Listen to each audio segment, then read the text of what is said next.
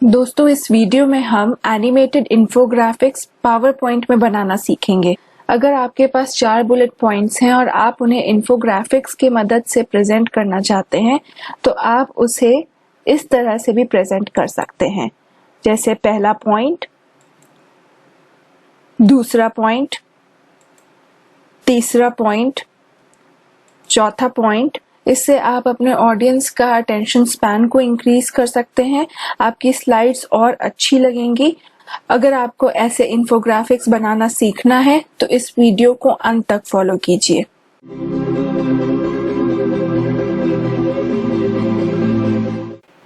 दोस्तों, infographics create करने के लिए आपको अपने कंप्यूटर या लैपटॉप में MS पावरपॉइंट को ओपन कर लेना है। उसके बाद आपका पहला स्टेप होगा कि आप होम टैब पे जाएं और लेआउट के ऑप्शन में क्लिक करें। क्लिक करने के बाद आपको ब्लैंक टेम्पलेट को चूज कर लेना है। तो ये हमारे पास एक एकदम ब्लैंक स्लाइड क्रिएट हो जाएगी जिस पे हम इन्फोग्राफिक्स को क्रिएट करेंगे। सबसे पहले हमें अब शेप्स को क्रिएट करना है। उसके लिए हम इंसर्ट पे जाएंगे। इंसर्ट पे जाने के बाद आपको शेप्स में जाना है। उसके बाद मैं एक रेक्टेंगल चूज कर रही हूँ और इस रेक्टेंगल को मैं क्रिएट कर लेती हूँ। अब आपको फॉर्मेट टैब में ये एडिट शेप का आइकन दिख रहा होगा।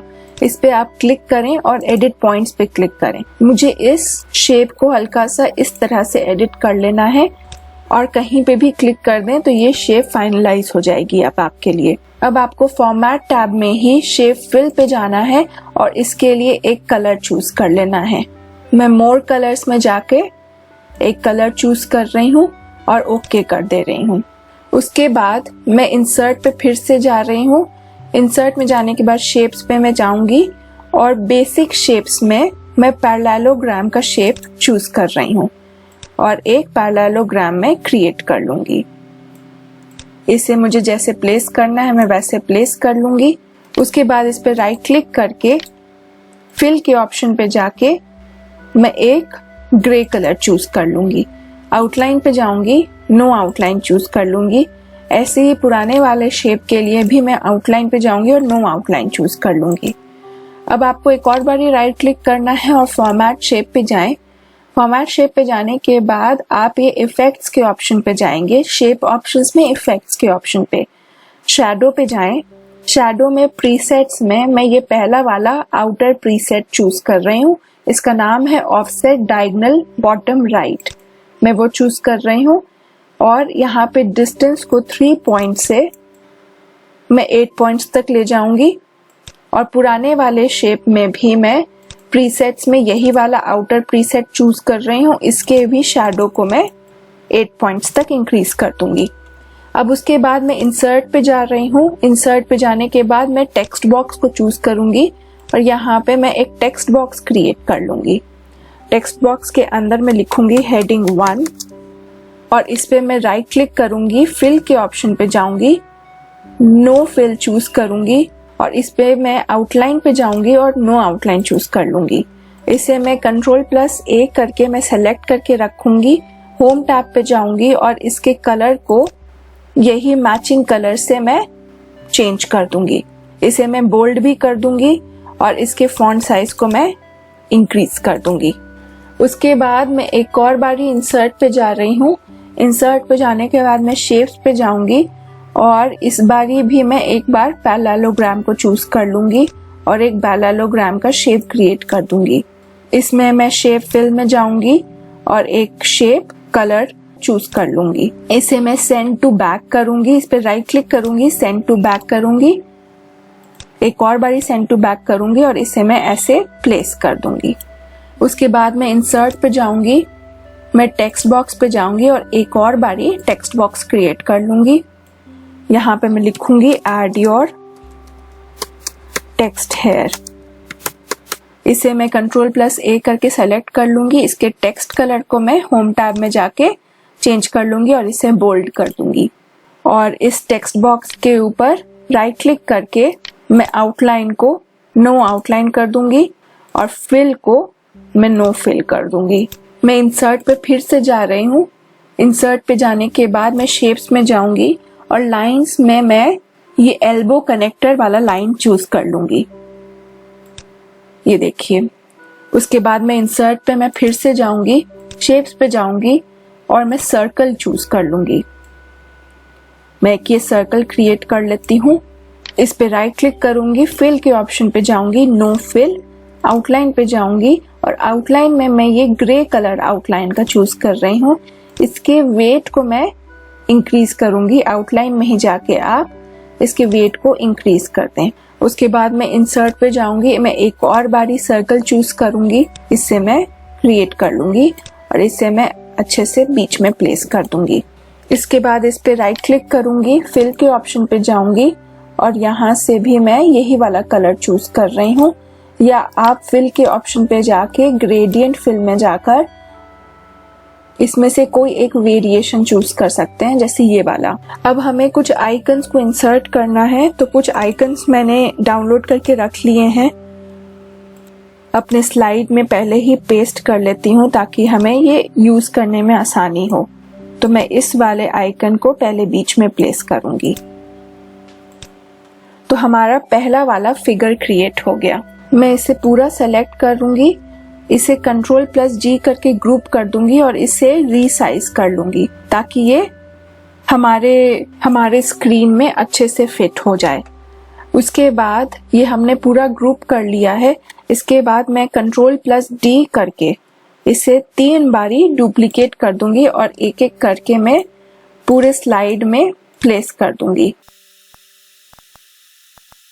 तो एक ही बारी शेप क्रिएट करना है, बार बार शेप्स नहीं क्रिएट करने हैं और आपका काम एक शेप क्रिएट करने के बाद हो जाएगा। ये देखिए हमने शेप्स क्रिएट कर लिए हैं।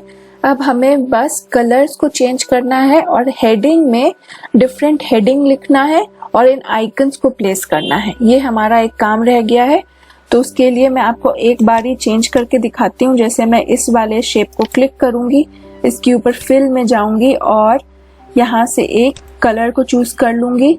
इस वाले शेप के ऊपर राइट क्लिक करूंगी, फिल के ऑप्शन में जाऊंगी और ये वाला कलर चूज कर लूंगी और इस वाले में मैं यहाँ पे हेडिंग 2 लिख दूंगी। इसे सेलेक्ट करूंगी और एक टेक्स्ट कलर को चूज कर लूंगी जो इससे मैचिंग हो।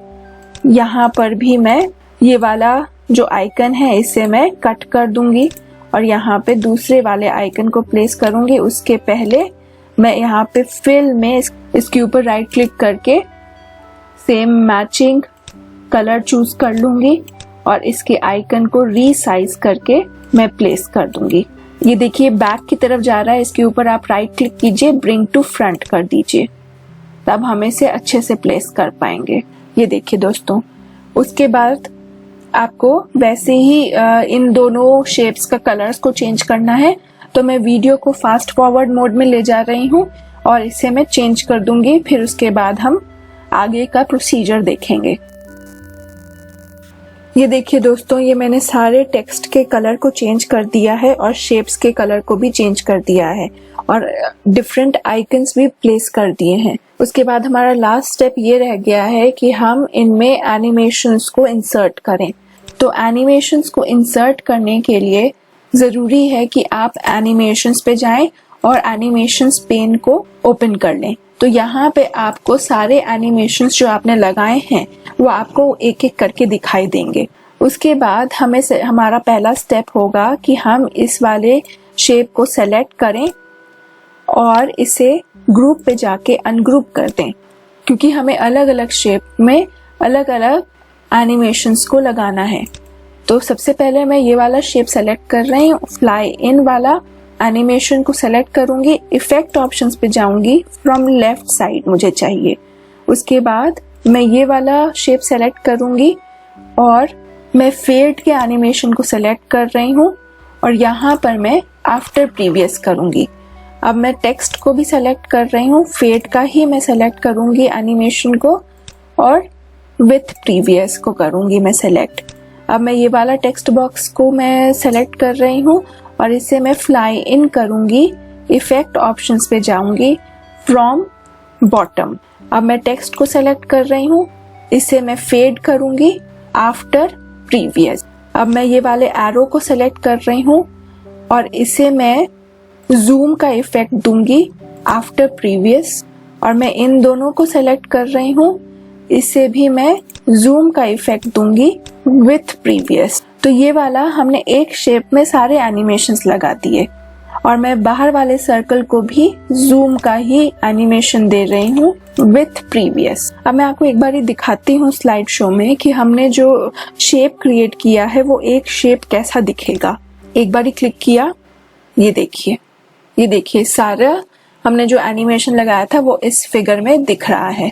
उसके बाद मैं आपको दूसरे शेप में वही एनिमेशन लगा के दिखाती हूँ। अब देखिए इस वाले शेप में हमें इस वाले शेप का प्रीवियस सेम एनिमेशन चाहिए, तो उसके लिए हमें बार बार एनिमेशन लगाने की जरूरत नहीं है, हम एक ही एनिमेशन को पेस्ट कर सकते हैं। सेकेंड शेप पे एनिमेशन लगाने के लिए हमें शेप को सेलेक्ट कर लेना है और ग्रुप पे जाके अनग्रुप कर लेना है।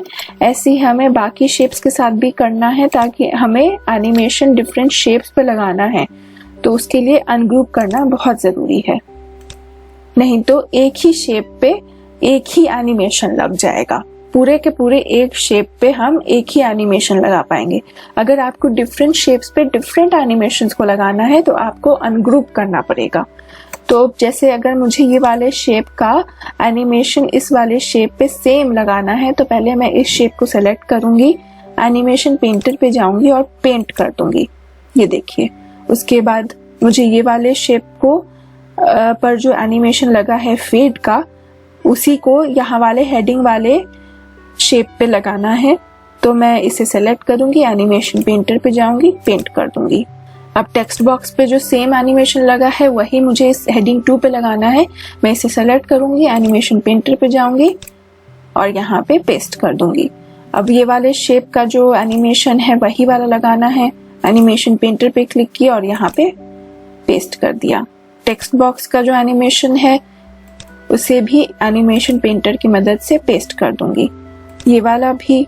अब मैं वीडियो को फास्ट फॉरवर्ड में फिर से ले जा रही हूँ और मैं इन दोनों शेप्स पे भी सेम एनिमेशन को लगा दूंगी। फिर उसके बाद हम देखेंगे स्लाइड शो में कि ये एनिमेशंस कैसे दिखते हैं। दोस्तों, ये मैंने सारे शेप्स क्रिएट कर लिए हैं और उनमें एनिमेशंस को लगा दिया है। अब मैं आपको स्लाइड शो की मदद से दिखाती हूँ कि ये चारों हेडिंग्स हमारे कैसे लगेंगे इन्फोग्राफिक्स में।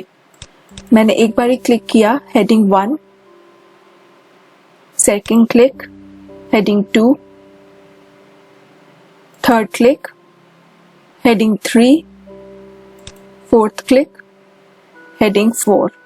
ये देखिए हमारा इन्फोग्राफिक इस तरह का लगेगा। अगर आपको ये इन्फोग्राफिक अच्छा लगा हो तो आप मुझे कमेंट बॉक्स में कमेंट करके बताइए, और अगर आपको ये वीडियो अच्छी लगी हो तो इसे लाइक कीजिए और चैनल को सब्सक्राइब कीजिए। आपका वीडियो देखने के लिए बहुत बहुत धन्यवाद। Thank you so much.